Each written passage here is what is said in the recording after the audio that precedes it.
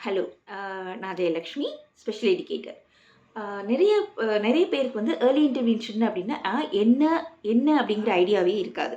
Early intervention அப்படிங்கிறது என்னன்னா, ஒவ்வொரு குழந்தைங்களுக்கு வந்து லேர்னிங் ப்ராசஸ், அதாவது லேர்னிங் உட்கார்ந்து கவனிக்கிறதுல வந்து கஷ்டமா இருக்கலாம். ஸோ கான்செப்ட்ட புரிஞ்சுக்கிறது கஷ்டமா இருக்கலாம். அட்டென்ஷன் வந்து டைவர்ட் ஆகிட்டே இருக்கலாம். ஸோ இதை மாதிரி நிறைய சேலஞ்சஸ் இருக்கும். பிஹேவியரில் சேலஞ்சஸ் இருக்கலாம். இது எல்லாமே வந்து ஏர்லியா எவ்வளவுக்கு எவ்வளவு ஏர்லியா அட்ரஸ் பண்ணுறோமோ, அந்த ஏர்லியா அட்ரஸ் பண்ணுறது தான் ஏர்லி இன்டர்வென்ஷன். ஓகே. ஸோ ஒவ்வொரு எ எ ஒவ்வொரு குழந்தைக்கும் வந்து டிஃப்ரெண்ட் லேர்னர்ஸ் அவங்க ஒவ்வொரு குழந்தை சைல்டு இஸ் டிஃப்ரெண்ட். அவங்க கினஸ்தெடிக் லேர்னரா இருக்கலாம், இல்ல விஷுவல் லேர்னரா இருக்கலாம், இல்லன்னா ஆடிட்டரி லேர்னரா இருக்கலாம். ஸோ கினஸ்தெடிக் அப்படின்னா மூவ்மெண்ட் மூலமா சொல்லிக் குடுக்குறது. விஷுவல்னா வீடியோ காமிப்போம், இல்லன்னா பப்பெட் ஸ்டோரி டெல்லிங் அது மாதிரி.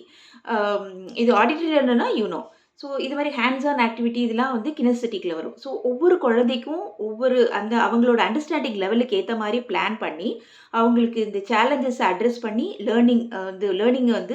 லேர்னிங்ல ப்ராக்ரஸ் பண்ண வைக்கிறது தான் early intervention. Okay. Thank you.